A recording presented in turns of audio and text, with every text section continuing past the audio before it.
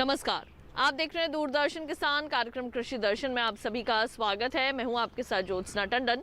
कृषि दर्शन एक ऐसा कार्यक्रम है जिसमें हम आपको कृषि जगत से जुड़ी तमाम जानकारियां देते हैं अपने 3 सेगमेंट्स के जरिए, जो कि है विज्ञान और किसान, कृषि स्टार्टअप और फार्मिंग इंडिया।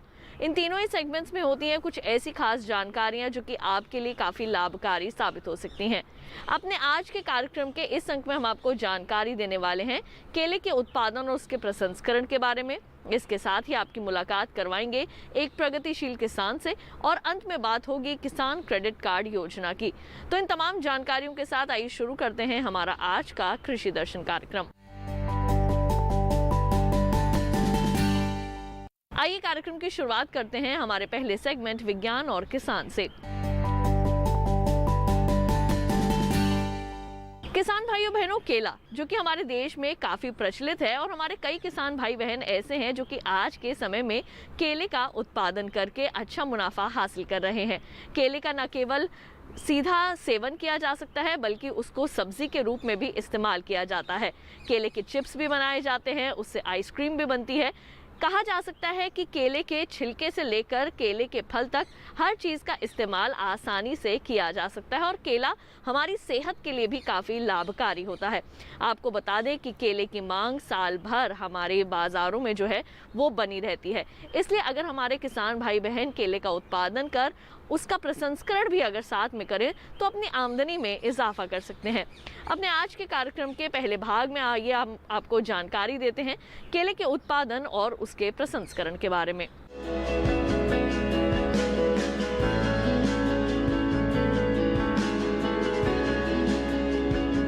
केला एक ऐसा फल है जिसे अमीर और गरीब सभी तबके के लोग पसंद करते हैं।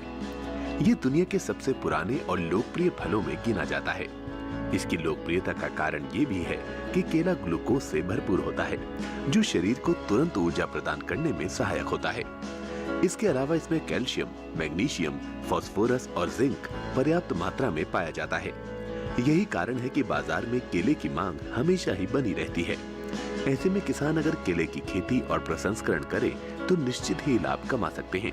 हमारे देश में केले का उत्पादन भारी मात्रा में किया जाता है। जितना महत्वपूर्ण केला होता है उतना ही महत्वपूर्ण केले का तना होता है। अगर केले के तने की प्रोसेसिंग की जाए तो उतना ही लाभ होगा जितना कि केले से। पूरे भारत में सन 2013-14 में केले का कुल उत्पादन 2,72,74,000 टन हुआ था। केले की खेती करने वाले राज्यों में लगभग सभी राज्य शामिल हैं। उत्तर प्रदेश, बिहार, पश्चिम बंगाल, असम, मध्य प्रदेश, गुजरात, महाराष्ट्र, आंध्र प्रदेश, कर्नाटक और तमिलनाडु केले की खेती करते हैं। केले की खेती कर रहे किसानों के लिए सबसे बड़ी समस्या ये है कि केले का तना खेतों से हटाने के लिए किसानों को काफी मोटी रकम खर्च करनी पड़ती है। इस समस्या से बचने के लिए केले के तने का मूल्य संवर्धन करना एक अच्छा समाधान माना जा सकता है, जिसके लिए सबसे पहले तने को 2 टुकड़ों में विभाजित किया जाता है और तने के छिलकों को अलग किया जाता है। तने से जब रेशा निकाला जाता है उसी दौरान सॉलिड वेस्ट भी निकलता है। रेशों को धोया जाता है और फिर सुखाया जाता है। तने से निकले सॉलिड वेस्ट को मशीन द्वारा दबाया जाता है जिससे पानी निकलता है और आखिर में सेंट्रल कोर निकाला जाता है। तने से जो फाइबर निकलता है वो प्राकृतिक फाइबर है जिसके अलग फायदे हैं। इससे धागा, फैब्रिक्स, थर्मोकोट और उच्च किस्म का पेपर बनाया जा सकता है। ऐसे में ये कहा जा सकता है कि जो तना किसानों के लिए परेशानी की एक जड़ हुआ करता था, अब वो किसानों के लिए कमाई का जरिया बन चुका है। तने में से जो पानी निकलता है उसमें आयरन और पोटेशियम की मात्रा ज्यादा रहती है। इसका उपयोग कैसे किया जाए, इसके लिए वैज्ञानिकों ने पद्धति बनाई है जिससे लिक्विड फर्टिलाइजर बनाई गई है। इसमें नाइट्रोजन, फास्फोरस, पोटेशियम और ग्रोथ हार्मोन मौजूद होते हैं, जिसका इस्तेमाल रिसर्च के बाद विभिन्न फसलों पर किया जाता है। आज के समय बाजार में इसकी बहुत मांग भी है। इसके अलावा तने के सेंट्रल कोर से सब्जी, सलाद और अन्य खाने जैसे अचार, जैम, जेली जैसी कई चीजें भी बनाई जा सकती हैं। केले की खेती कर रहे किसान तने की प्रोसेसिंग कर अधिक से अधिक लाभ कमा सकते हैं, जिसके लिए वो कृषि वैज्ञानिकों से संपर्क भी कर सकते हैं। इसकी शुरुआत के लिए जरूरी नहीं कि बड़े पैमाने से ही की जाए। किसान भाई कम लागत के साथ भी इसकी शुरुआत कर सकते हैं और अपनी आमदनी को दोगुनी करने में सफलता हासिल कर सकते हैं। तो अभी आपने देखा सेगमेंट विज्ञान और किसान। इसके साथ ही कार्यक्रम कृषि दर्शन में वक्त हो चला है एक छोटे से ब्रेक का। जल्द लौटेंगे वापस अपने अगले सेगमेंट के साथ। आप कहीं मत जाइए, देखते रहिए दूरदर्शन किसान।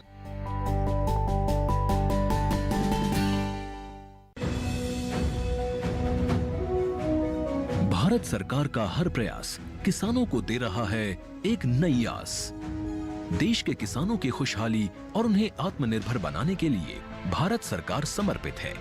प्रधानमंत्री श्री नरेंद्र मोदी जी के नेतृत्व में कृषि क्षेत्र में किए गए निरंतर प्रयासों के फलस्वरूप देश खाद्यान्न व बागवानी के क्षेत्र में आत्मनिर्भर हो चुका है और देश में दलहन का उत्पादन भी बढ़ा है। इसी तरह भारत सरकार ने खाद्य तेलों के उत्पादन को बढ़ाने के भी अनेक प्रयास किए हैं। इसी क्रम को आगे बढ़ाते हुए माननीय प्रधानमंत्री श्री नरेंद्र मोदी जी के नेतृत्व में भारत सरकार ने दूरदर्शी निर्णय लेते हुए राष्ट्रीय खाद्य तेल मिशन ऑयल पाम की शुरुआत की है। इस मिशन से देश भर के किसानों को बहुत लाभ मिलेगा। कृषि के पूंजी निवेश में वृद्धि होगी, खाद्य तेल आयात पर देश की निर्भरता कम होगी और रोजगार के नए अवसर पैदा होंगे। खाने के तेल में आत्मनिर्भरता के लिए अब राष्ट्रीय खाद्य तेल मिशन ऑयल पाम का संकल्प लिया गया है। इससे किसानों को तो सीधा लाभ होगा ही, गरीब और मध्यम वर्ग के परिवारों को सस्ता और अच्छी क्वालिटी का तेल भी मिलेगा। यही नहीं, ये मिशन बड़े स्तर पर रोजगार का निर्माण करेगा। इस मिशन के अंतर्गत ऑयल पाम का रकबा और पैदावार बढ़ाने पर जोर देने के लिए सरकार ने 11,000 करोड़ रुपए से अधिक की सहायता राशि निर्धारित की है। मिशन के तहत सरकार ने ऑयल पाम की खेती के लिए रोपण आदि की सहायता में बढ़ोतरी करते हुए पहले मिलने वाले 12,000 रुपए प्रति हेक्टेयर को बढ़ाकर 29,000 रुपए प्रति हेक्टेयर तक कर दिया है। ऑयल पाम के पुराने बागों के पुनरुद्धार के लिए 250 रुपए प्रति पौधा के हिसाब से विशेष सहायता दी जा रही है। पौधारोपण सामग्री की कमी दूर करने और बीजों की पैदावार करने वाले बागों को भी सहायता दी जाएगी। इसके तहत 15 हेक्टेयर ऑयल पाम उद्यान के लिए 80 लाख रुपए तक की सहायता राशि दी जाएगी। इसके अलावा नर्सरी विकास के लिए 40 लाख रुपए तक तय किए गए हैं। पूर्वोत्तर और अंडमान राज्यों के लिए विशेष सहायता का भी प्रावधान है। ऑयल पाम के किसान ताजे फलों के गुच्छे यानी FFB का उत्पादन करते हैं, जिनकी वर्तमान में कीमतें अंतर्राष्ट्रीय मूल्यों में उतार चढ़ाव के आधार पर तय होती हैं। पहली बार केंद्र सरकार ताजे फलों के गुच्छे की कीमत के लिए किसानों को आश्वासन दे रही है। ये व्यवहार्यता मूल्य यानी VP कहलाएगा, यानी किसानों को कोई घाटा नहीं होने दिया जाएगा। व्यवहार्यता मूल्य VP तय करने की शुरुआत 1 नवंबर से होगी और अगले वर्ष 31 अक्टूबर तक जारी रहेगी। इसे ऑयल पाम वर्ष कहा जाएगा। इस योजना के तहत वर्ष 2025-26 तक ऑयल पाम का रकबा 6.5 लाख हेक्टेयर सृजित करने और कच्चे ऑयल पाम की पैदावार वर्ष 2025-26 तक 11.20 लाख टन पहुंचाने का लक्ष्य निर्धारित किया गया है। सरकार के इस महत्वपूर्ण निर्णय से देश में ऑयल पाम की खेती करने वाले किसानों में विश्वास पैदा होगा और वे खेती का रकबा बढ़ाएंगे। इस तरह पाम ऑयल का उत्पादन भी बढ़ेगा, जिससे किसानों की आय बढ़ेगी और ग्रामीण अर्थव्यवस्था भी सुदृढ़ होगी।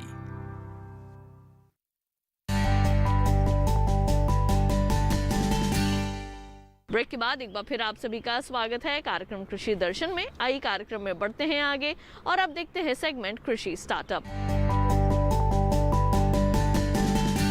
किसान भाइयों बहनों, क्षेत्र चाहे कोई भी हो, अगर आप कड़ी मेहनत और अथक परिश्रम करते हैं तो किसी भी क्षेत्र में आसानी से सफलता हासिल की जा सकती है। आइए आज आपकी मुलाकात करवाते हैं इटावा के रहने वाले एक ऐसे ही प्रगतिशील किसान से, जिन्होंने खेती किसानी के क्षेत्र में कड़ी मेहनत और परिश्रम करके आज ये मुकाम हासिल किया है। न केवल अपने देश और गांव का नाम रोशन किया है, बल्कि आज दूसरे किसानों के लिए प्रेरणा स्रोत बन चुके हैं। आइए देखते हैं उनकी सफलता की ये कहानी।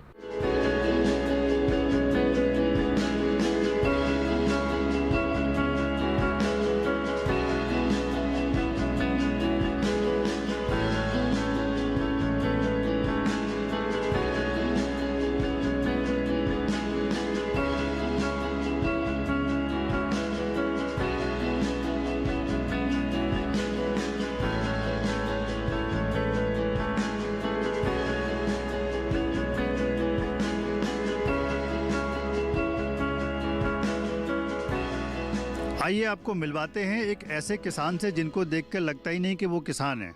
हमारे साथ शिवम तिवारी इटावा से है, जिन्होंने बीटेक की पढ़ाई शुरू की और उसके बाद खेती को अपना लिया।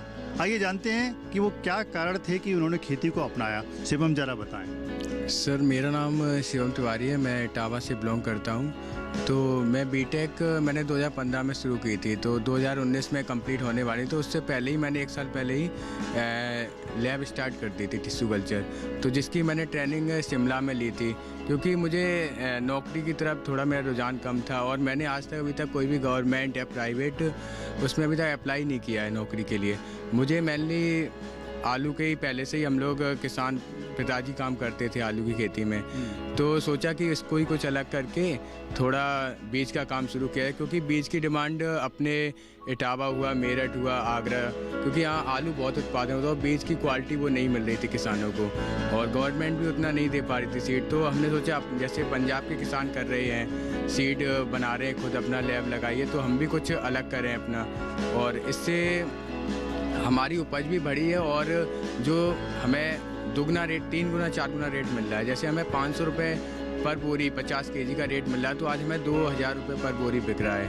और G0 जनरेशन जैसे इसमें लगा हुआ है, तो इसमें 6-7 रुपये ट्यूबर पर पीस के हिसाब से बिकता है। तो आज नौकरी की तरफ ना जाना वो ज़्यादा बेटर है।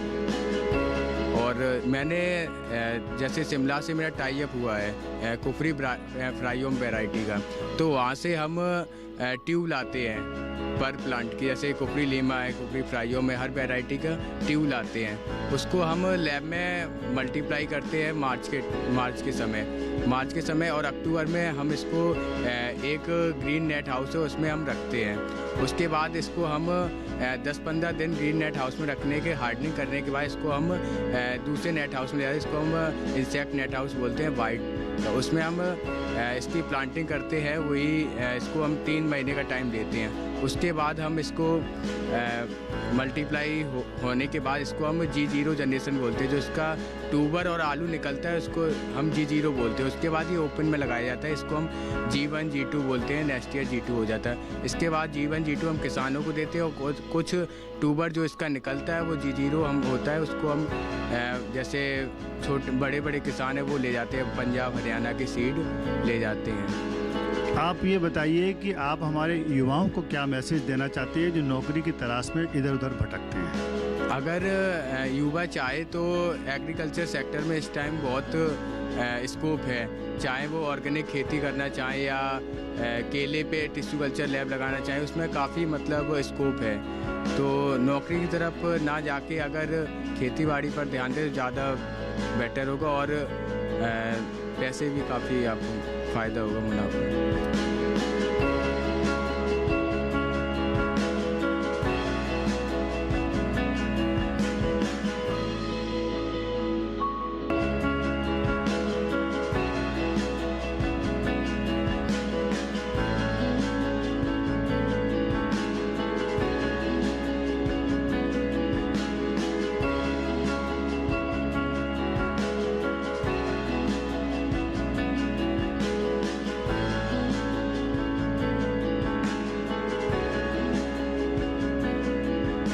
शिवम तिवारी जब उन्होंने देखा कि इनके यहाँ भी आलू की खेती होती थी यहाँ पे, और शिवम तिवारी बीटेक करने के बाद इन्होंने जॉब को प्रेफर ना करके इन्होंने सोचा कि हम क्यों ना हम आलू की खेती यहाँ करें।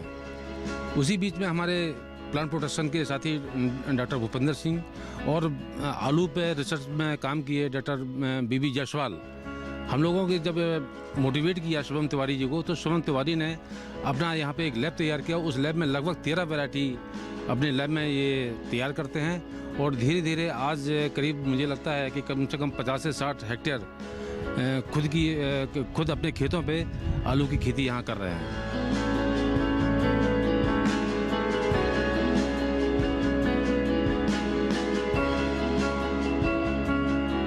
टिश्यू कल्चर लैब इन्होंने जो इस्टेब्लिश की है, ये जिसको हम लोग ऊतक संवर्धन प्रयोगशाला भी कहते हैं, इसमें जब ये आलू का उत्पादन करते हैं तो एक प्लांट से लगभग 1 लाख तक पौधे ये तैयार कर लेते हैं।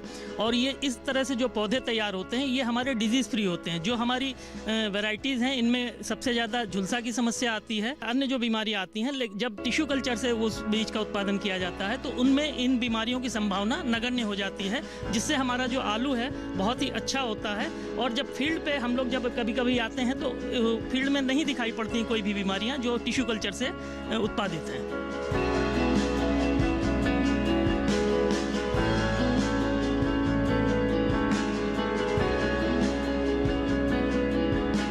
शिवम तिवारी का जो काम है ये मेन है बीज उत्पादन। बीज उत्पादन इसलिए है कि सबसे ज़्यादा जो लाभ हमें मिलता है वो बीज उत्पादन से मिलता है। और जो ये टिश्यू कल्चर से उगा रहे हैं इसमें जो हमारा डिजीज फ्री होता है, इस पर सबसे बड़ा लाभ बीज उत्पादन नहीं मिलता है। दूसरा जो प्रजातियां हैं, जो नई प्रजातियां हैं, उसका बीज सबसे कम होता है और उसका टिश्यू कल्चर में प्रयोग करके इसका सबसे ज़्यादा हम उपयोग कर लेते हैं। तो अभी आपने मुलाकात की हमारे आज के प्रगतिशील किसान से हमारे सेगमेंट कृषि स्टार्टअप में। कार्यक्रम कृषि दर्शन में वक्त हो चला है एक और छोटे से ब्रेक का। जल्द लौटेंगे वापस अपने अगले सेगमेंट फार्मिंग इंडिया के साथ। आप कहीं मत जाइए, देखते रहिए दूरदर्शन किसान।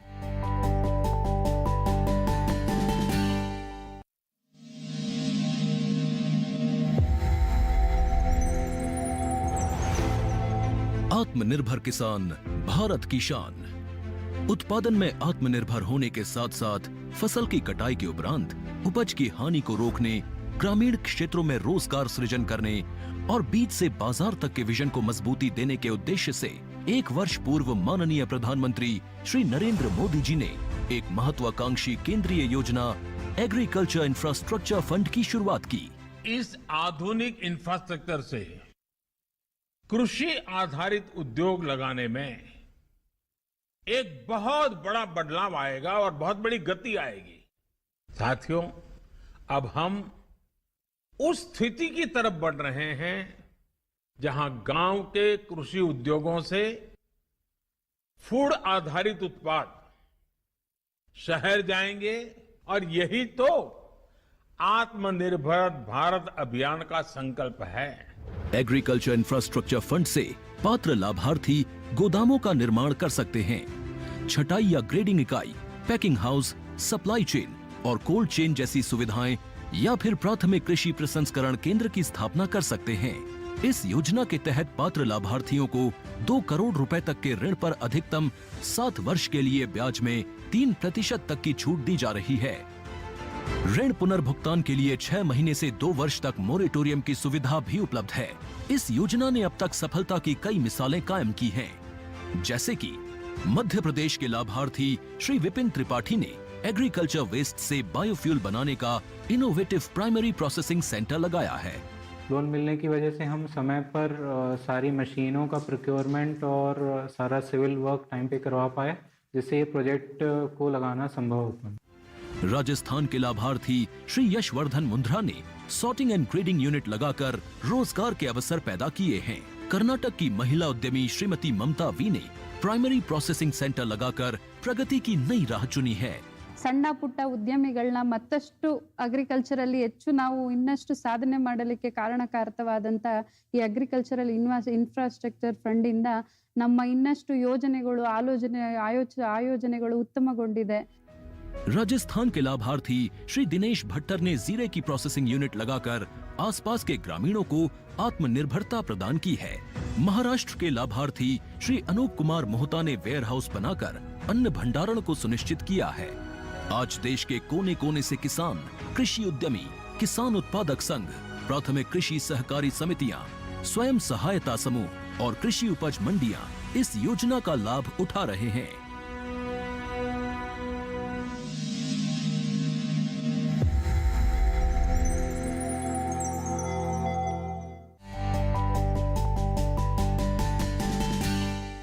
ब्रेक के बाद एक बार फिर आप सभी का स्वागत है कार्यक्रम कृषि दर्शन में। आइए कार्यक्रम में बढ़ते हैं आगे और अब देखते हैं सेगमेंट फार्मिंग इंडिया।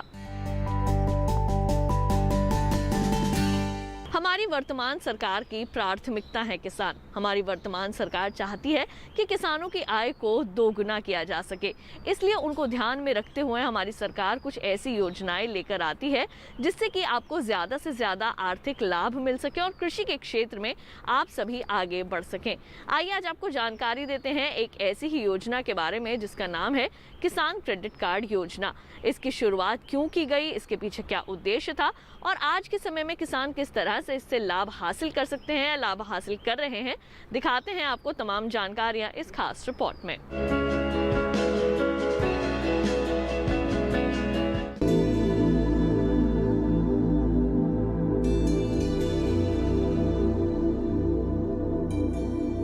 किसान क्रेडिट कार्ड योजना 1998 में शुरू की गई थी।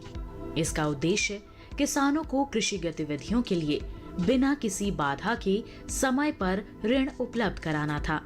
भारत सरकार किसान क्रेडिट कार्ड के तहत किसानों को ब्याज पर 2% की आर्थिक सहायता देती है और समय पर ऋण चुकाने वाले किसानों को 3% की प्रोत्साहन छूट देती है। इस तरह केसीसी पर सालाना ब्याज दर 4% आता है। सभी योग्य किसानों को उनके कृषि कार्यों के लिए आसानी से और समय पर कृषि ऋण प्रदान किए जाएं, ये सुनिश्चित करने के लिए सरकार ने किसान क्रेडिट कार्ड योजना शुरू की। इसका उद्देश्य किसानों को कृषि के लिए उत्पादक सामग्रियों जैसे बीज, उर्वरक और कीटनाशक आदि खरीदने के लिए सक्षम बनाना है। सरकार ने किसानों के हित में बड़े कदम उठाते हुए 2019 में केसीसी में ब्याज दर में आर्थिक सहायता का प्रावधान शामिल करते हुए इसका लाभ डेयरी उद्योग समेत पशुपालकों और मछली पालकों को भी देने की व्यवस्था सुनिश्चित की है। किसान क्रेडिट कार्ड के दायरे में किसानों को लाने के लिए फरवरी 2020 से एक विशेष अभियान चलाया जा रहा है। वर्ष 2012 से केसीसी योजना को और सरल बनाया गया है। इसके तहत लाभार्थियों को एटीएम सक्षम डेबिट कार्ड के प्रावधान सहित एक बार में दस्तावेजीकरण की सुविधा, सीमा में निर्माण लागत में वृद्धि और सीमा के भीतर कितनी भी संख्या में निकासी आदि की सुविधाएं दी गई हैं। सार्वजनिक क्षेत्र के बैंकों और नाबार्ड से प्राप्त सूचना के अनुसार इस अभियान के तहत 29 जनवरी 2021 तक देश भर के किसानों को 1.76 लाख करोड़ रुपए की खर्च सीमा के साथ 187.03 लाख केसीसी स्वीकृत किए गए हैं।